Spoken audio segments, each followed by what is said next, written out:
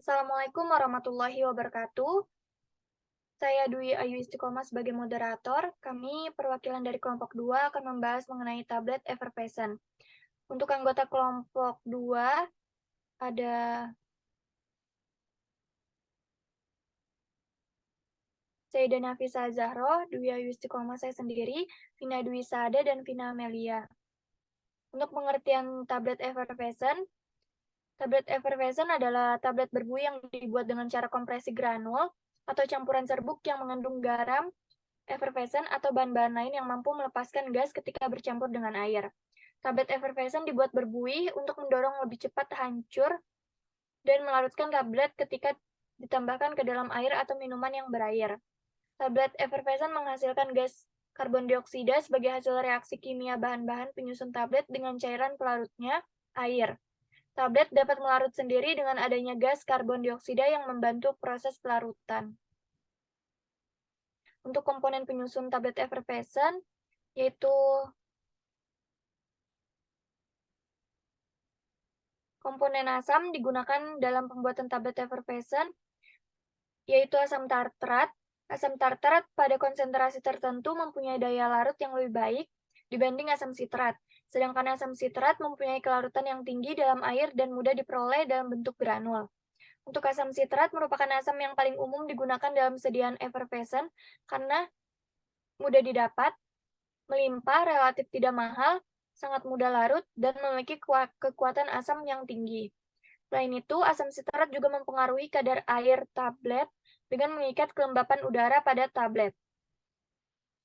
Lalu, ada komponen basa dalam pembuatan tablet effervescent, yaitu natrium bikarbonat. Natrium bikarbonat bagian terbesar sumber karbonat dengan kelarutan yang sangat besar dalam air, free-flowing dan non-higrokopis. Natrium bikarbonat akan menimbulkan gas karbon dioksida bila direaksikan dengan asam.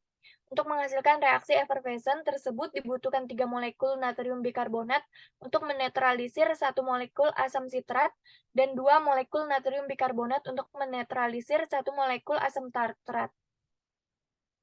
Untuk sumber asam dan karbonat dapat menghasilkan reaksi effervescent yang baik apabila masing-masing digunakan pada range konsentrasi 25-40% dari bobot tablet. Selanjutnya, bahan tambahan yang terdapat pada tablet effervescent yaitu bahan pengikat atau binder. Bahan pengikat berfungsi untuk memberikan kekompakan dan daya tahan tablet sehingga menjamin penyatuan beberapa partikel serbuk dalam pembuatan butir granul. Contoh bahan pengikatnya ada gelatin, PGA, CMC, PVP. Lalu bahan pelicin atau rubrikran yaitu bahan tambahan yang penting dalam pembuatan tablet effervescent. Hal ini dimaksud agar tablet tidak lekat pada cetakan atau matris. Contohnya yaitu PEG 6000, talkum, dan magnesium stearat. Selanjutnya, ada bahan pengisi atau fillers, dimaksud untuk memperbesar volume tablet, memperbaiki kompresibilitas, memperbaiki daya kohesi sehingga dapat dikempa langsung, dan meningkatkan sifat alir. Biasanya digunakan mannitol, start 1500, maltodextrin, dan laktosa. Penggunaan laktosa sebagai bahan pengisi yang paling banyak digunakan karena bersifat inert atau tidak bereaksi.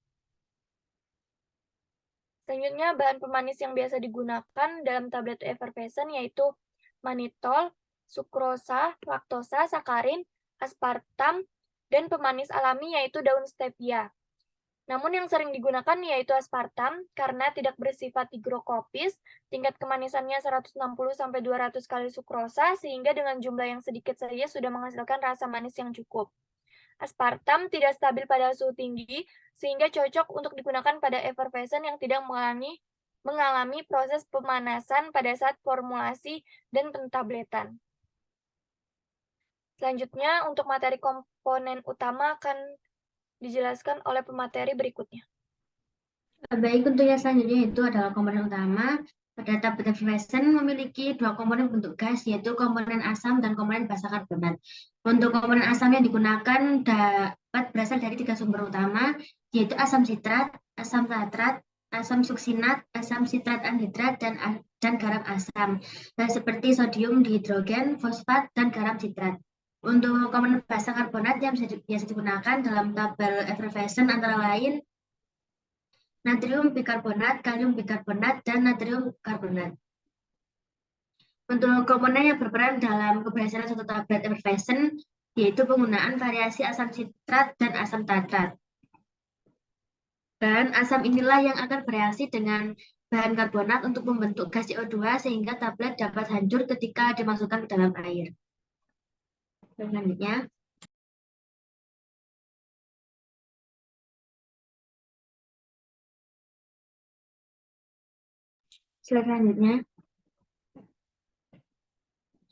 baik untuk yang selanjutnya yaitu karakteristik bahan aktif. Jenis zat aktif yang digunakan dalam formulasi tablet effervescent yaitu zat aktif yang sulit dicerna oleh pencernaan seperti dalam bentuk tablet atau serbuk dapat menimbulkan gas pada pencernaan, contohnya kalsium karbonat. Kemudian zat aktif yang sensitif terhadap pH rendah seperti asam lambung yang bersifat asam, zat aktif yang tidak tahan asam, mudah terdenaturasi, inaktif atau tetap berada dalam bentuk tidak aktifnya. Contohnya seperti asam amino dan antibiotik. Lalu zat aktif berdosis besar mengandung zat aktif sehingga 2000 mg dan cocok untuk penghantaran jenis mineral dan trace elemen. Kemudian zat aktif yang rentan terhadap cahaya, oksigen atau kelembapan udara. Mengandung cairan kurang dari 0,5% dan rata-rata vitamin tidak stabil terhadap kelembapan. Selanjutnya, baik untuk yang selanjutnya saya serahkan kepada pemateri selanjutnya. Baik, untuk yang selanjutnya yaitu ada prosedur kerja. Yang pertama, pembuatan granul basa. Ambil alat dan bahan yang digunakan, timbang vitamin C, PVP, natrium bikarbonat sesuai formula yang digunakan, kemudian sisihkan. Ambil vitamin C, natrium bikarbonat, dan masukkan PVP setengahnya ke dalam mortar.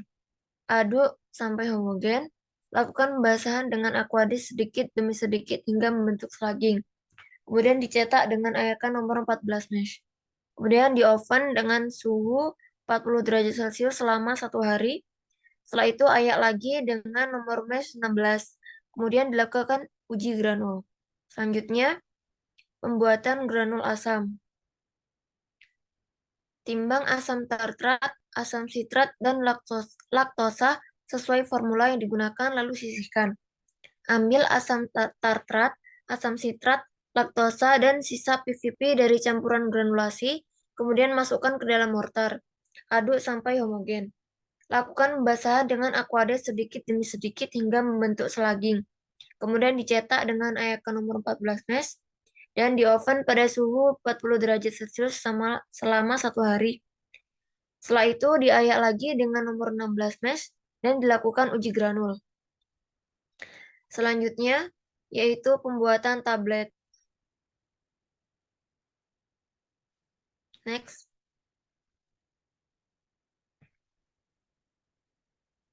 Timbang Mg stearat dan aspartam sesuai formula yang digunakan lalu sisihkan. Campur granul asam dan granul basa, masukkan pada toples. Tambahkan Mg stearat dan aspartam, lalu tutup toples. Aduk selama 15 menit dan dilakukan uji granul. Setelah itu ayak dengan nomor 16 mesh.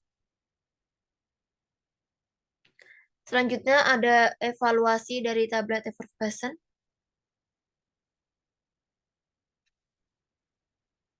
Pertama yaitu kecepatan alir. Sejumlah tertentu granul dimasukkan ke dalam alat penentuan, yaitu corong penguji aliran. Alat dijalankan dan dicatat waktu yang dibutuhkan oleh massa granul untuk melewati corong. Hasil dinyatakan dalam satuan gram per detik. Kecepatan aliran yang baik yaitu 10 gram per detik. Kemudian untuk kompresibilitas, masukkan 100 gram granul dalam gelas ukur 250 ml. Volume mula-mula dicatat sebagai ketukan 0. Lakukan pengetukan dan volume pada ketukan ke-10, 50, dan 100 diukur. Timbang bobot granul yang digunakan untuk pengujian tersebut. Yang baik yaitu apabila presentasi kompresibilitasnya kecil, karena dapat mengaruhi dari uji kecepatan alir. Semakin kecil, maka granul akan semakin mudah mengalir dengan bebas. Kemudian dilakukan uji sudut diam. Granul atau sampel yang telah dikeringkan ditimbang sebanyak 25 gram, kemudian dimasukkan ke dalam corong yang lubang bawahnya ditutup, kemudian diratakan permukaannya. Pada bagian corong diberi alas, tutup bawah corong dibuka sehingga granul dapat mengalir ke atas meja yang telah dilapisi kertas grafik. Kemudian diukur tinggi dan garis tengah dasar timbangan granul yang terbentuk. Selanjutnya, terdapat uji keseragaman bobot pada evaluasi tablet, yaitu pertama diambil tidak kurang dari 30 satuan sediaan dan dipilih 10 tablet. Kemudian ditimbang satu persatu, dihitung jumlah zat aktif dalam tiap tablet yang dinyatakan dalam persen dari jumlah yang tertera pada etiket dari hasil penetapan kadar tablet masing-masing. Kemudian dihitung nilai penerimaannya. Selanjutnya untuk persyaratan dari keseragaman bobot yaitu persen MC antara 0% sampai tak terhingga. Untuk keseragaman ukuran, ukur diameter dan tebal tablet yang dihasilkan dengan menggunakan 20 tablet. Untuk persyaratannya, diameter tablet tidak boleh lebih dari 3 kali tebal tablet dan tidak boleh kurang dari 1/3 kali tebal tablet. Selanjutnya untuk uji disolusi, masukkan 1 tablet ke dalam alat, hilangkan gelembung udara dari permukaan sediaan, jalankan alat pada laju kecepatan seperti yang tercantum pada monografi. Dalam interval waktu yang ditetapkan, ambil cuplikan pada daerah pertengahan antara media disolusi dan bagian atas keranjang atau dayung tidak kurang dari 1 cm dari dinding bawah. Selanjutnya, terdapat uji kelembapan. Timbang bobot granul. Next. Timbang bobot granul basah, kemudian dikeringkan dan ditimbang kembali bobot granul kering. Setelah itu ada uji pH. Larutkan 1 tablet effervescent dalam 200 ml Aquades, kemudian ukur pH dengan alat pH meter. Untuk hasil pengukuran dikatakan baik apabila pH larutan effervescent mendekati netral. Selanjutnya akan saya serahkan kepada pemateri berikut. Baik, yang selanjutnya yaitu ada contoh dari formulasi tablet effervescent, di mana dalam formulasi tablet effervescent ini dari kelompok 2 menggunakan jurnal dengan judul formulasi dan evaluasi fisik tablet effervescent ekstrak dari buah mengkudu.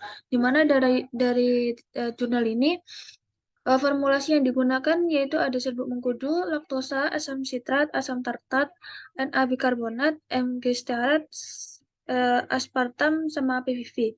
Di mana dalam tablet effervescent ini utamanya dalam pembuatan itu ada asam sitrat sama asam tartat. Dari formula ini akan digunakan menjadi 3 yaitu formula 1, 2, 3 yang akan dibedakan tuh pada komposisi sampel laktosa sama pada Na bikarbonat. Selanjutnya. Nah, untuk yang selanjutnya cara pembuatan dari tablet effervescent dari jurnal tersebut yaitu pembuatan granul asam di mana masukkan granul ekstrak mengkudu ke dalam mortar, ditambahkan asam sitrat, ditambahkan asam tartat sama sebagian sama PVV. Setelah itu dimasukkan natrium bikarbonat ke dalam mortar dan sisa pada PVV. Lalu digunakannya membuat granul asam, selanjutnya granul basah, yaitu basahi dengan etanol 95% dengan tetes demi tetes, lalu granul itu ditambahkan dengan magnesium stearat. Dari kedua pembuatan granul tersebut, itu akan dicampurkan, setelah dicampurkan itu akan diayak dengan nomor MES 14. Setelah diayak, itu akan dikeringkan dalam oven dengan suhu 40-60 derajat Celcius, yaitu selanjutnya akan dicetak bentuk sediaan tablet effervescent. Yang selanjutnya ada uji evaluasi kadar air di mana ditimbang granul 10-15 menit miligram dengan suhu 20 derajat Celcius, lalu ditimbang kembali dan hitung kadar air. kadar air dikatakan baik itu kurang dari 10% itu menurut BPOM RI 2015. Untuk sudu diam itu ditimbang granul 20 gram, lalu masukkan granul ke dalam corong gelas dan tutup bagian ujung corong. Lalu buka ujung corong aliran bagian bawah, itu dialirkan dan diwaktu dengan menggunakan stopwatch. Lalu catat waktu alir dan ukur tinggi dan diameter granul. Ada uji komparabilitas pada granul, yaitu ditimbang granul 25 gram, lalu dimasukkan ke dalam gelas ukuran 100 mili dengan catatan, lalu catat tinggi awalnya, lalu diletakkan gelas ukur pada alat kompaktibilitas, lalu alat diatur dengan ketukan sebanyak 500 rpm, lalu catat volume akhir yang sudah dimampatkan. Nah, selanjutnya ada evaluasi organoleptis. Dari organoleptis ini mengevaluasi pengamatan terhadap bentuk, bau, dan warna. Di mana ada kekerasan tablet. Kekerasan tablet ini dijepit di antara panahan jarum penekan. Terus ada lalu alat tersebut itu diputar alat hardness testernya itu hingga didapatkan angka yang merupakan nilai kekerasan tablet. Setelah diketahui kekerasan minimal ketentuan kekerasan tablet itu sesuai untuk tablet itu 4 kg. Untuk selanjutnya ada keseragaman ukuran, itu sebanyak 20 tablet ukuran tablet dan diameter menggunakan jangkau sorong, di mana diameter tablet yang baik tidak lebih dari 3 kali dan tidak kurang dari 1/3 kali tablet. Untuk selanjutnya ada variabilitas tablet, di mana sebanyak 10 atau 20 tablet yang sudah dibebaskan debukan, itu dimasukkan ke dalam fibrilator, lalu dijalankan alatnya itu dengan diatur 100 kali putaran selama 4 menit atau dengan kecepatan 35 putaran per menit. Lalu kita sudah itu diambil tablet dan dibersihkan partikel yang menempel pada tablet. Lalu catat waktu akhir yang sudah dipampatkan dan timbang kembali dan dihitung persentase selisih atau bobotnya. Selanjutnya, nah, untuk selanjutnya ada evaluasi nilai pH, di mana nilai pH ini tablet dilarutkan dalam 200 mili air, lalu diambil 100 milinya, lalu diukur kembali pH, dan pengukuran pH ini menggunakan pH stick. Untuk waktu larutnya, masukkan tablet dalam beker gelas dengan ukuran beker gelas 500 mili, dengan volume airnya itu 200 mili. Dengan catatan, dicatat tablet ketika melarut dengan stopwatch sampai tablet itu hancur dan larut. Untuk keseragaman bobot, yaitu tablet sebanyak 10 atau 20 tablet itu ditimbang dan dihitung dengan rata-rata. Untuk keseragaman bobot ini memiliki ketentuan di mana ketentuannya itu tidak boleh lebih dari 2 tablet yang menyimpang dari bobot rata-rata lebih besar dari yang ditetapkan pada kolom A. Dan tidak boleh ada satu tablet pun yang bobotnya menyimpang dari bobot rata-rata lebih dari harga pada kolom B. Di mana pada kolom A ini yaitu yang digunakan untuk ketentuannya itu 5% dan untuk yang B itu 10%. Selanjutnya, untuk yang selanjutnya itu ada hasil dan pembahasan. Yang pertama itu ada hasil dan pembahasan dari evaluasi keseragaman bobot. Dari data tersebut itu menunjukkan bahwa hasil perhitungan yang diketahui itu pada Formula 1 terdapat 4 bobot yang berada di bawah batas minimum, di mana menyimpang bobotnya itu 424, 413, 402, 439. Selain itu terdapat pula 4 bobot tablet yang melebihi batas maksimum. Di mana hal ini menunjukkan bahwa pada Formula 2 dan 3 itu terkandung di dalam tablet seragam. Sedangkan Formula 1 itu terdapat ketidakseragaman bobot yang dapat dikarenakan pada waktu proses penyampurannya itu dilakukan secara manual. Untuk selanjutnya, hasil dan pembahasan dari uji kadar, di mana dari data ini hasilnya itu pengukuran kadar air dengan pengujian yang dilakukan sebanyak 3 kali, itu didapatkan rata-rata yang ada di tabel di mana kadar air pada granul formula 1, 2, dan 3 itu memenuhi syarat dengan ketentuan syaratnya itu kurang dari 10%. Selanjutnya, yaitu ada hasil dan pembahasan dari evaluasi sudut diam, di mana dari data ini menunjukkan bahwa granulasi effervescent formula 1, 2, 3 itu memiliki sudut diam yang tergolong sangat baik. Hasil pengujiannya itu menunjukkan bahwa peningkatan kadar natrium bikarbonat itu berpengaruh terhadap peningkatan derajat sudut diam. Nah, untuk dari sudut diam ini, hal ini dikarenakan oleh kandungan fase basa yang memiliki granul lebih lembut dibandingkan granul asam, sehingga menyebabkan besar derajat sudut kerucut itu bertambah seiring bertambahnya kandungan pada natrium bikarbonat yang ada di formula. Selanjutnya, hasil dan pembahasan dari evaluasi kompresibilitas granul, yaitu dari tabel menunjukkan ketiga formula itu memiliki komparabilitas granul yang memenuhi syarat, tergolong baik, di mana pada formula 1 dengan keterangan itu dikatakan sedang, untuk yang formula 2 dan 3 dikatakan baik. Hal ini dapat disebabkan oleh hasil dari pengujian sebelumnya itu termasuk tergolong baik, sehingga berpengaruh pada hasil pengujian komparabilitas granul. Karena bentuk kerapatan dan ukuran partikel granul merupakan faktor-faktor dari hal tersebut, itu akan berpengaruh terhadap komparabilitas granul. Nah, untuk komparabilitas granul ini baik menunjukkan bahwa ukuran dan bentuk partikel seragam itu, sehingga akan memudahkan dalam pencetakan dan menghasilkan tablet effervescent dari buah mengkudu itu kompak pada saat dicetak. Jadi hasilnya pada waktu dicetak itu sesuai dengan ketentuan. Hasil selanjutnya,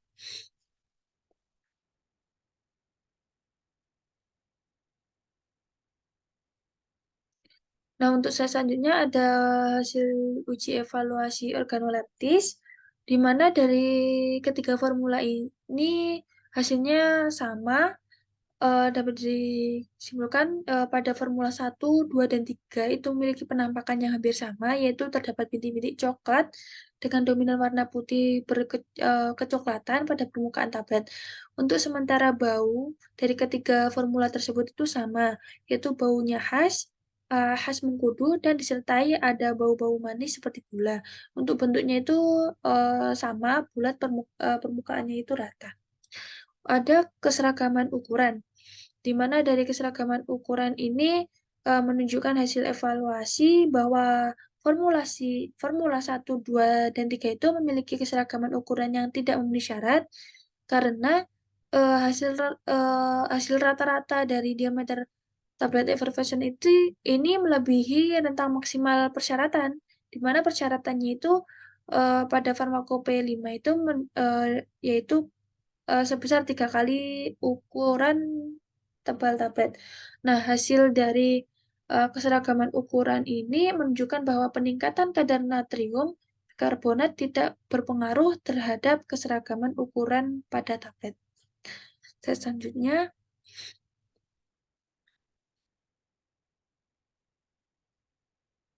selanjutnya ada kekerasan tablet.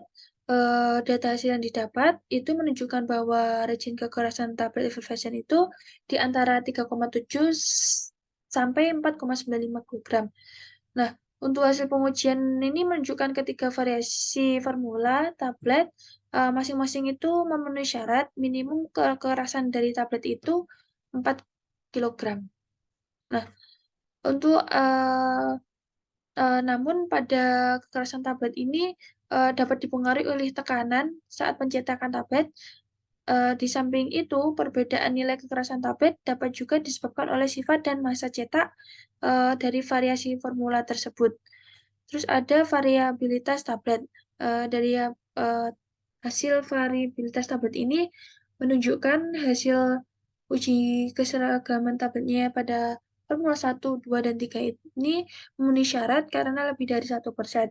Dari hasil pengujian itu didapatkan bahwa nilai keseragaman tablet itu tidak dipengaruhi oleh peningkatan kadar natrium bikarbonat.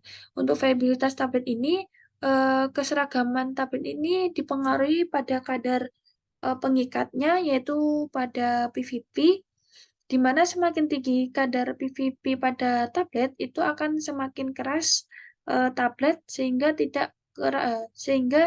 tingkat kerapuhannya itu sangat kecil, dan nilai viabilitas semakin kecil itu akan ada faktor lain yang juga mempengaruhi dari nilai keseragaman pada tablet, yaitu seperti suhu dan kelembapan ruangan, karena tablet effervescent ini mudah terurai dengan suhu ruangan dan kelembapan yang tinggi. Terus selanjutnya,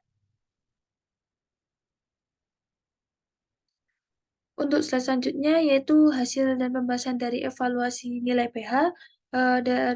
Dari tabel ini menunjukkan diketahui peningkatan kadar natrium bikarbonat berpengaruh terhadap peningkatan nilai pH, di mana nilai pH terdapat pada ketiga formula ini sebesar paling besar itu pada angka 6 dengan paling kecil itu 5, di mana tergolong baik dan masih sesuai dengan persyaratan yaitu mendekati pH netral. Nilai pH ini berdasarkan hasil pengujian itu diketahui bahwa peningkatan kadar natrium bikarbonat berpengaruh terhadap nilai pH. Serta nilai pH itu pada tablet akan terus meningkat sering bertambahnya kadar basa pada tablet effervescent.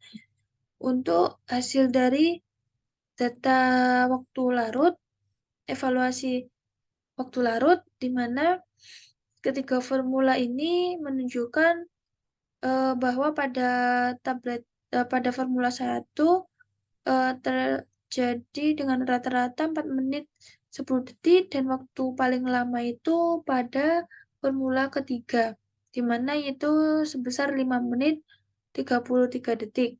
Dapat disimpulkan dari evaluasi waktu larut ini, dapat diketahui bahwa waktu larut variasi formula effervescent yang dikatakan baik itu pada formula 1 dan 2. Sementara pada formula 3 itu melebihi batas maksimal